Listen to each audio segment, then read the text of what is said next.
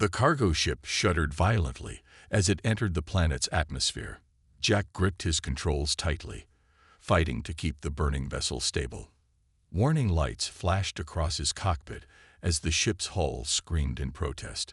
A massive meteor had struck his engine minutes ago, leaving him with no choice but to attempt an emergency landing on the unknown world below. "Come on, hold together," he muttered, pulling back on the controls. The ground rushed up to meet him, a vast expanse of purple-leaved forest under twin moons. Jack braced himself as the ship struck the first tree line. Metal tore and sparked. The impact threw him forward against his restraints, knocking the breath from his lungs. When the ship finally stopped moving, Jack hung limply in his seat. His head throbbed, but a quick check showed no serious injuries. The cargo hold behind him was mostly intact, though the same couldn't be said for his engines or communications array. He was stranded. Through the cracked view screen, he could see smoke rising from another crash site about a mile away. The column of black smoke stood out against the purple forest canopy. Jack gathered his emergency pack and stepped out into the alien world. The air was thick but breathable, filling his lungs with a sweet, strange scent. He moved carefully through the forest, watching for movement. The trees here grew close together, their purple leaves casting strange shadows. Something rustled in the undergrowth, but when Jack turned to look, he saw only swaying branches. The second crash site drew closer. The other ship was clearly not human-made. Its sleek silver hull was wrapped around a massive tree trunk, split open like a broken egg.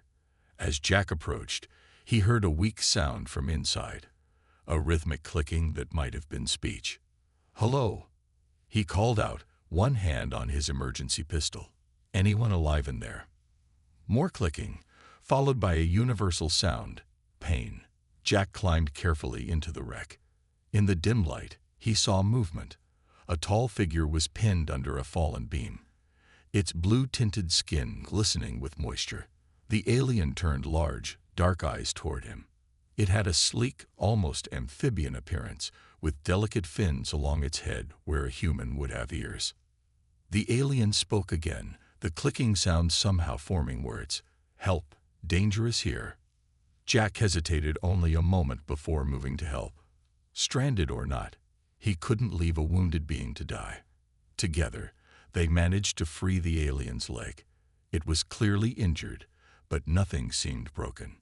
"I am researcher," the alien said in halting English. "You may call me Blue." "Jack," he replied simply. "Cargo pilot. My ship's down too. Communications." Blue shook his head. "Dead. All systems dead." He looked anxiously at the darkening sky. "We must find shelter. Night brings hunters here." As if to emphasize his point, a howl echoed through the forest, a sound like metal scraping on metal. Jack felt the hair on his neck rise. More calls answered the first, closer now. Blue's fins flattened against his head in fear. "Quick," Blue whispered, gathering what supplies he could from his ship. "They come with darkness, and we are now prey." The twin moons climbed higher as Jack and Blue fled into the purple forest, the strange howls following them into the gathering night. Jack and Blue huddled in a small cave as the first rays of morning light crept through the purple forest. They had spent the night running from the metallic howls, barely staying ahead of whatever hunted them. Now, in the relative safety of daylight, Jack pulled out his med kit to treat Blue's injuries. "This might sting," Jack warned, cleaning a deep cut on Blue's leg. The alien's skin felt cool and smooth under his hands, like wet rubber. Blue made a clicking sound of pain but remained still. "Your help is unexpected," Blue said, watching Jack work. "Most species avoid others when stranded, especially on this world." His fins rippled with what Jack guessed was curiosity. "Well, I'm human," Jack replied, wrapping the wound. "We're stubborn that way. Sometimes helping others is the best way to help yourself." He finished the bandage and sat back. "Now, what did you mean about hunters last night?" Blue's fins flattened in distress. "This planet is restricted space. hunting ground for wealthy thrill seekers. He gestured at the forest outside. They release prey here, creatures, criminals, sometimes crashed survivors like us. Then they hunt. A distant roar echoed through the trees, different from the night sounds. Both of them tensed. Those howls last night, Jack said. Not natural animals. No, cyberhounds, hunter tools. Blue pulled out a small device from his damaged suit. My scanner still works. Shows 20 life signs approaching. All enhanced. Hunters arriving. Jack checked his own supplies. Emergency rations, basic tools, the pistol with limited charges. Your ship had weapons. Better. Blue revealed a thin bracelet of silvery metal. Stealth tech. Short-range teleporter. Damaged but repairable. He looked at Jack's supplies. Combined with your tools, we might survive. Jack finished. He began laying out their resources. I know Earth's survival skills. Traps, camouflage, living off the land. I know hunter protocols, weaknesses in their tech.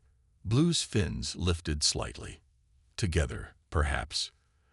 Their planning was interrupted by a thunderous crash from above. Through the cave mouth, they saw massive ships descending through the atmosphere. Sleek, predatory vessels bristling with weapons. The hunting party had arrived. They'll scan for life signs, Blue warned.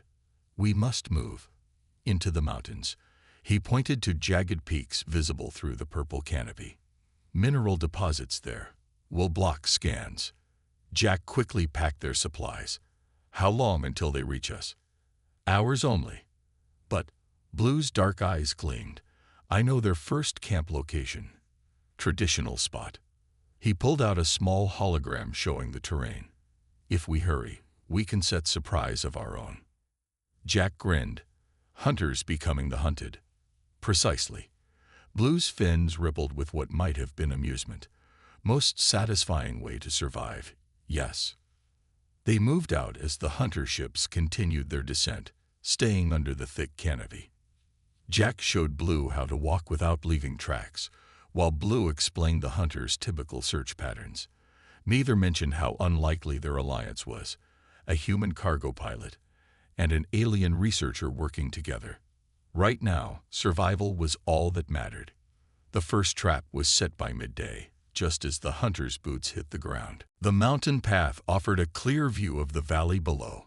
Jack and Blue watched as 3 more hunter ships entered the atmosphere, their black hulls gleaming in the alien sunlight. The sight made Jack's stomach tighten. Each ship could carry dozens of hunters. Those aren't regular ships, Blue whispered, his fins trembling. Elite hunter clans. See the red markings. He pointed to blood-colored stripes along their hulls. They hunt for sport, not profit. A distant explosion echoed through the valley. Their first trap had worked. Smoke rose from the trees where they'd rigged Jack's emergency flares with Blue's damaged teleporter parts. The combination had created a nasty surprise for the advance hunting party. That'll keep them busy, Jack said, checking their remaining supplies. But we need better weapons. His pistol had only 3 charges left. Blue's dark eyes narrowed as he studied the hunter ships through his scanner. They're using neural-linked armor. Very expensive. Very deadly. His fins rippled with sudden excitement, but also vulnerable to feedback. The sound of cyberhounds echoed through the valley, closer now. The hunters were adapting to their tactics, spreading out in a search pattern. Jack could see their armored forms moving through the purple forest below, their suits glowing with power. How many? Jack asked. 32 hunters, 12 hounds. Blue's scanner beeped softly. They're using standard hunt formation. 3 rings, closing in. Jack pulled out the crude map they'd made. There's a ravine ahead. Narrow. They'll have to split their forces to cover both sides. Perfect for Trap 2, Blue agreed. He held up the modified stun device they'd created from parts of both their ships. Neural feedback should disable their armor, temporarily. They moved quickly, setting up their ambush. The hunters were getting closer, their heavy footsteps crunching through the underbrush. Jack could hear them talking through their helmet comms, excited voices discussing the sport of hunting thinking beings. The first hunter appeared at the ravine's edge, 2 meters of gleaming armor and weapons. Jack held his breath, waiting. 2 more hunters joined the first, then 3 cyberhounds. Just as Blue had predicted, they split their forces to cover both sides. "Now," Blue whispered. Jack triggered their device. The effect was instant. 5 hunters and their hounds collapsed, their neural-linked armor overloading. But the victory was short-lived. An alarm screamed through the valley. The remaining hunters knew exactly where they were. "Run." Jack grabbed Blue's arm as plasma bolts scorched the rocks around them. They fled deeper into the mountains, the sounds of pursuit close behind. "They're calling in air support," Blue warned as they ran. "This hunt, they're taking it personally now." Jack managed a grim smile. "Good. Angry hunters make mistakes." Above them, the twin moons began to rise. Another deadly night was approaching. But this time, they weren't helpless prey. They were fighting back. Hidden in a deep mountain cave, Jack watched as Blue examined the captured hunter armor. They had managed to drag one of the disabled suits away during their escape. Now, by the light of a makeshift lamp, they studied their prize. "Neural links here, here, and here," Blue explained, his fins moving excitedly. "Complex system, but fragile." He carefully removed a small crystal from the helmet. "Power source. Can use this." Jack nodded, focusing on his own task, crafting primitive weapons from local materials and salvaged parts. He had already made several spears using metal from their crashed ships, and was working on a bow using flexible purple wood from the forest. "Your Earth skills," Blue clicked softly, watching Jack work. "Very practical. My people rely too much on technology." "Technology fails," Jack replied, testing the bow's strength. "Nature adapts." He pointed to marks they'd discovered on the cave walls. Other beings were hunted here. They left signs, warnings. Some survived. A distant explosion lit up the night sky. The hunters were getting frustrated, using heavy weapons to flush out their prey.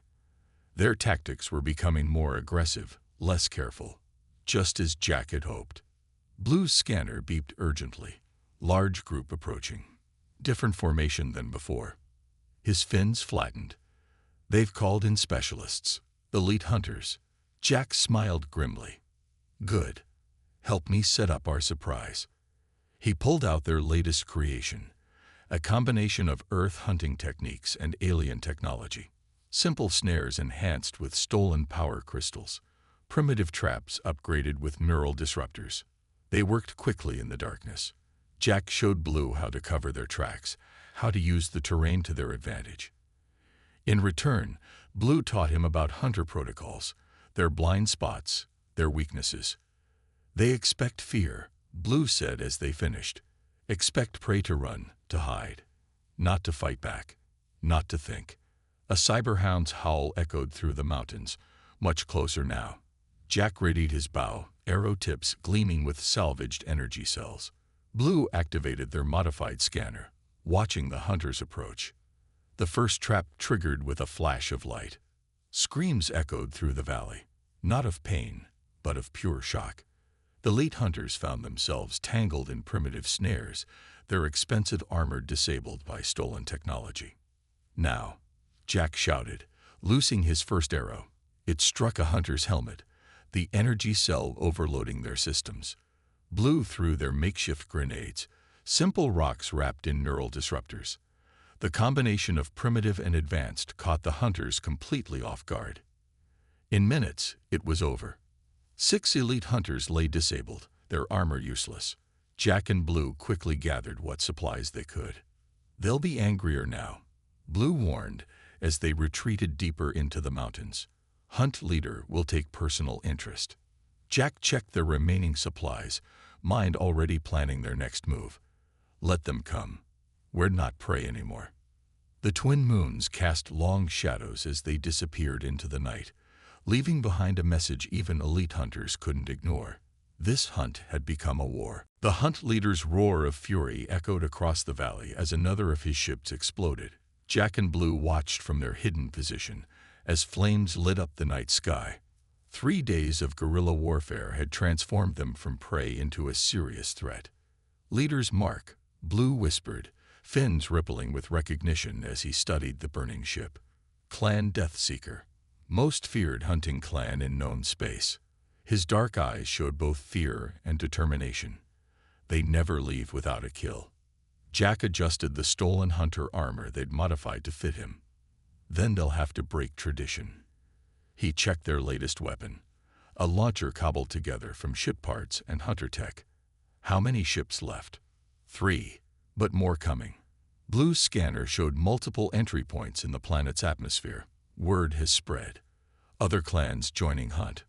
We've become prestigious targets.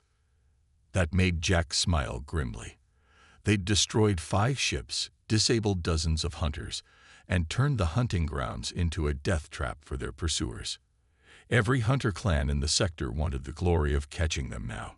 A cyberhound's howl cut through the night, but this time they didn't run. Jack aimed the launcher while Blue monitored their modified sensors. They'd learned to fight as one. Human instincts combined with alien precision. The first hunter emerged from the purple forest, armor gleaming. Different design from the others. More elaborate, more deadly. The hunt leader himself. Behind him, a full squad of elite hunters spread out in attack formation. Prey. The leader's amplified voice boomed. You have earned the right to surrender. Join our clan as honored trophies. Jack's answer was a launched projectile. A simple spear enhanced with stolen neural disruptors. The hunt leader dodged, but 3 of his squad weren't so lucky. Their armor locked up, dropping them. The battle erupted. Hunters fired plasma bolts while Jack and Blue triggered their traps. The forest came alive with explosions and screams. Their guerrilla tactics worked perfectly until a stray shot caught Blue in the side. Go. Blue clicked weakly. Leave me. Instead, Jack grabbed his alien friend and activated their stolen teleporter. They vanished just as the hunt leader reached their position, reappearing 2 kilometers away near a prepared shelter. Stubborn human, Blue said as Jack treated his wound. Should have left. Not how humans work, Jack replied, applying medication. We protect our own. The night was filled with the sounds of furious hunters searching for them. But now, watching the hunt leaders rage through their sensors, Jack knew they'd crossed a line. This wasn't about sport anymore. This was war. And they were winning. The hunters' main camp sprawled across the valley floor like a metal city. Jack and Blue observed from their mountain hideout as more ships arrived, bringing their total enemy count to over 100 hunters. Main communication array there. Blue pointed to a tall structure in the camp center. And their flagship. His fins trembled with excitement. If we take those, we can call for help and get off this rock. Jack finished.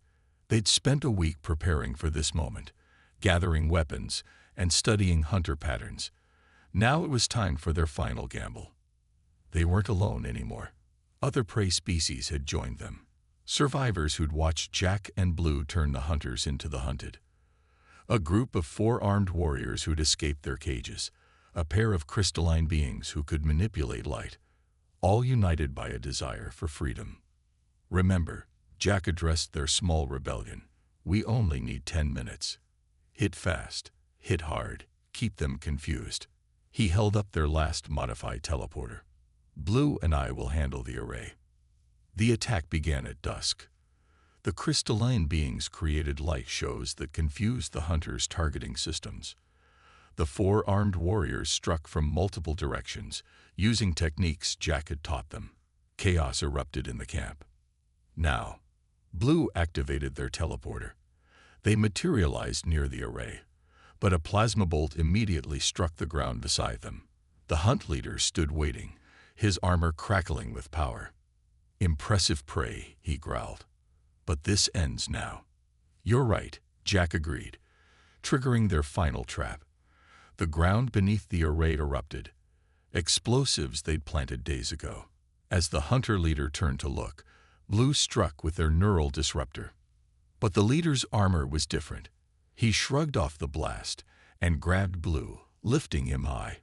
"I've learned your tricks." Jack didn't hesitate. He charged, driving his spear into a gap in the leader's armor that Blue had identified.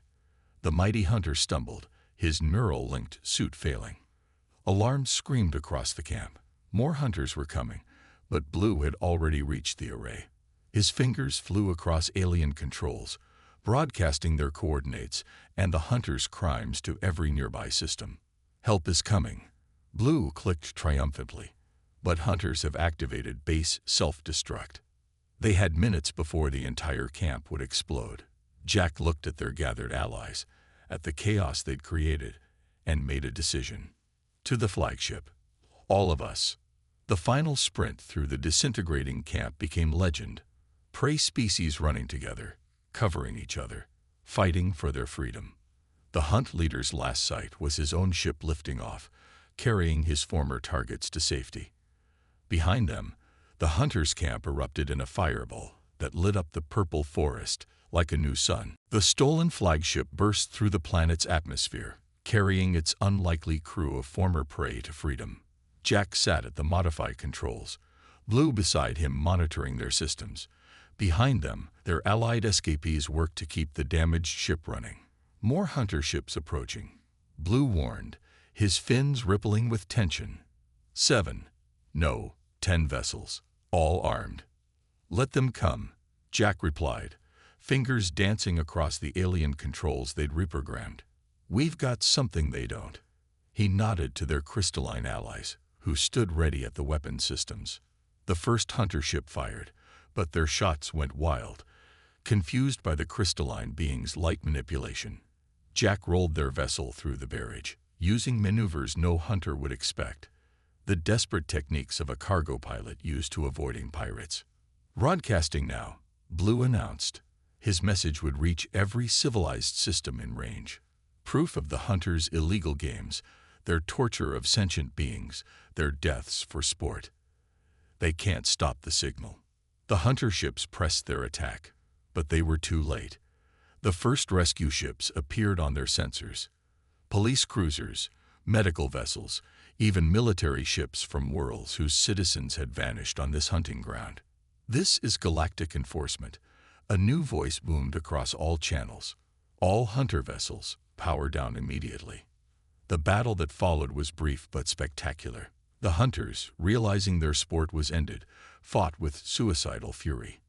But they were outnumbered now, surrounded by the combined forces of a dozen angry worlds. Later, as their damaged flagship docked with a medical cruiser, Jack looked at the strange crew they'd assembled. Blue's fins waved gently as he explained their story to officials. The other survivors, once prey but now free, shared their own tales of survival and resistance. "Your people," Blue clicked softly to Jack.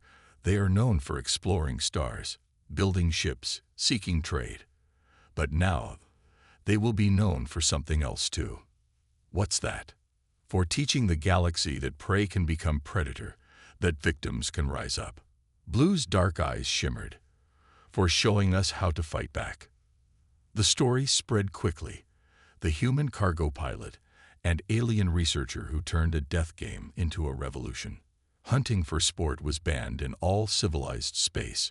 The surviving hunter clans were arrested, their wealth given to their former victims. And somewhere in the galaxy, a cargo ship now flew unusual routes. Its human pilot and alien first officer sought out worlds where the hunters still operated, where the strong still preyed on the weak. They weren't prey anymore. They were hunters of hunters, and their legend was just beginning. The stolen hunt leader's ship, repainted and renamed Prey's Revenge, disappeared into the stars, carrying its message of hope to all who would hear it. No one is helpless. No one is prey. Freedom belongs to those brave enough to fight for it.